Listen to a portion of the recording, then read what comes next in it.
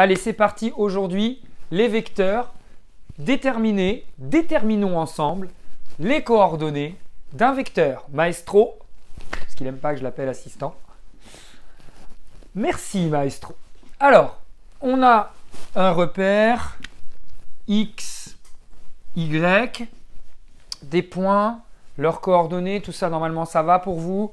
Les points sont placés. 1, 2, 3, 3, moins 2, 1, c'est bon. ABC. Alors, comme on l'a dit dans une vidéo précédente, un vecteur, c'est un déplacement, c'est une translation. Et comme on sait donner les coordonnées d'un point, on sait donner aussi les coordonnées d'une translation, c'est-à-dire les coordonnées d'un vecteur. Alors, on part sur le vecteur AB.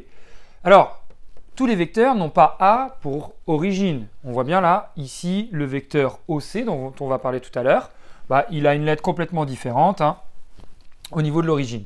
On pourrait très bien avoir BA, CZ, enfin voilà, tout est possible. Ce qui compte par contre et qui est très important, c'est qu'il faut toujours, quand vous écrivez un vecteur, mettre la lettre origine du vecteur et la flèche toujours de gauche à droite vers l'extrémité. Alors, je vais représenter le vecteur AB.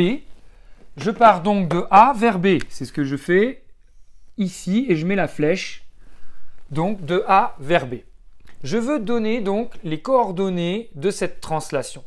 Pour ça, il va falloir que je prenne les coordonnées des points pour représenter ce déplacement. Je me déplace d'abord, comme pour les points, je regarde le déplacement au niveau des X. Voilà mon déplacement au niveau des X. OK ? Je vois bien que j'ai une distance de 2. Mais ça, je le vois ici graphiquement, mais parfois, on n'a pas de graphique, on a juste les coordonnées des points dans les exercices. Et donc, pour calculer un déplacement au niveau des X d'un vecteur, il faut toujours faire l'abscisse de l'extrémité moins l'abscisse de l'origine. XB moins XA. OK ? Et qu'est-ce que ça fait ici? XB moins XA, ça nous donne 3 moins 1. OK? Alors, ça multiplie ce petit vecteur X. Pourquoi? Parce qu'un repère, c'est en fait deux vecteurs eux aussi. C'est-à-dire qu'on repère des vecteurs par d'autres vecteurs. L'axe des abscisses et l'axe des ordonnées, en fait, ce sont des vecteurs. On ne vous l'a jamais dit, on vous l'a caché. Mais voilà, c'est pour ça qu'ils sont représentés ici. J'imagine ici que le X, c'est l'unité des X et que le Y, c'est l'unité des Y. Okay ? Parfois, même assez souvent, dans les leçons, en fait, votre repère, c'est O, I, J. OK ? Pas de panique. Le I, c'est l'unité du vecteur X, qui est le vecteur des abscisses finalement. Et J, c'est l'unité, OK, c'est le pas du vecteur Y. OK, nous, on a laissé X, Y ici. Voilà, c'est parce qu'on trouve ça un petit peu plus clair. Donc, j'ai 3 moins 1. Ça fait combien 3 moins 1? Ça fait 2, c'est ce qu'on disait tout à l'heure. Donc, on est bon. La coordonnée, ça va être 2 fois l'unité du vecteur abscisse, plus maintenant le déplacement en hauteur. Alors, ce déplacement, hop, je peux très bien le mettre ici.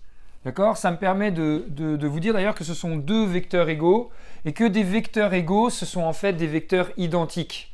Celui-ci, c'est le même que celui-ci. Des vecteurs égaux sont des vecteurs identiques. Les vecteurs, on peut les mettre où on veut en fait. À partir du moment où ils sont identiques selon les 3 critères, ce sont les mêmes vecteurs. Donc ça, c'est mon déplacement finalement au niveau des X. On a dit que c'était 2 fois l'unité du vecteur X. Maintenant, il me reste à faire, comme pour un point, m'occuper des Y. Qu'est-ce que j'ai comme déplacement au niveau des Y? Et ça va me donner donc du coup les coordonnées du vecteur AB, je rappelle. Eh bien, j'ai un déplacement de 1. On le voit ici, c'est facile, de 2 à 3. Bon, j'ai une fois l'unité du vecteur Y. OK ? Mais au niveau du calcul, si jamais vous n'avez pas de repère sous les yeux, il va falloir faire l'ordonnée de B moins l'ordonnée de A.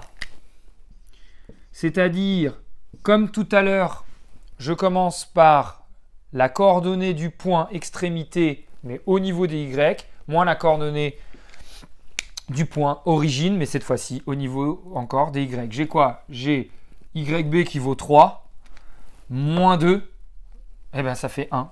Donc j'ai une fois le vecteur unité Y, donc j'ai Y. D'accord? Donc ça, c'est une somme, mais ça peut très bien s'écrire les coordonnées d'un vecteur comme les coordonnées d'un point. Parfois, dans certains manuels, le vecteur AB, les coordonnées, on va les écrire 2, hop, point virgule 1, puisqu'on a une fois le vecteur unité Y. Mais ça, c'est pas très pratique. Alors, vous pouvez le voir, mais on va préférer prendre l'habitude d'écrire les coordonnées d'un vecteur verticalement. Le déplacement, hop, des X, et ensuite le déplacement des Y en dessous. Donc, le vecteur AB a pour coordonnées 2, 1.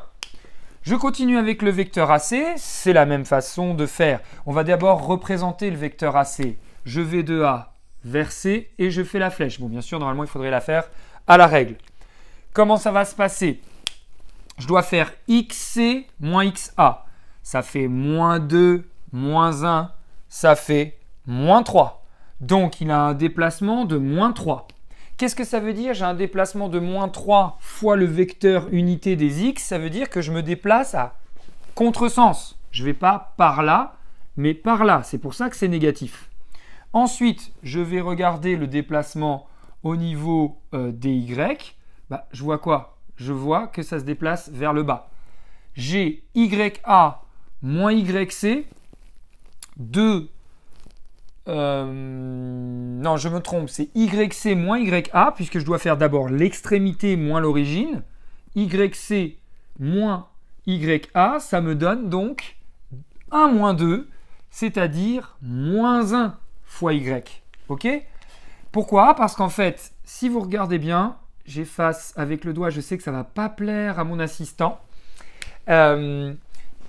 Ce vecteur, au niveau des X, il va à contresens de l'axe des abscisses. Du coup, j'ai une coordonnée négative. Et il va aussi, il descend, on pourrait dire.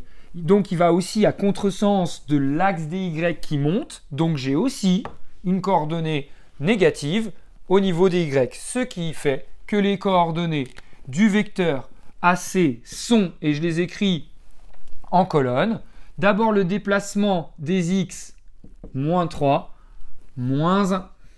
OK? Maintenant, on va parler, pour finir, d'un vecteur particulier. C'est le vecteur qui a pour origine l'origine du repère. C'est le fameux vecteur O et puis une autre lettre. Ici, c'est OC parce que O, c'est origine. Donc 0, 0, les coordonnées 0, 0. Je rappelle que les coordonnées du point O, c'est les coordonnées 0 en X, 0 en Y. On le voit bien. Il est ici. Si je fais les coordonnées de ce vecteur, je dois faire l'extrémité au niveau des X moins l'origine. Bah, ça me fait quoi? Ça me fait moins 2, moins 0. Moins 2, moins 0, bah, c'est moins 2. Et ensuite, au niveau des Y, je fais l'Y de C, c'est 1, moins l'Y de O, c'est 0. 1 moins 0, c'est 1. Et qu'est-ce qu'on remarque? Le vecteur qui part de l'origine, on retrouve en fait les coordonnées de son extrémité. Eh bien, ce sont les coordonnées du vecteur.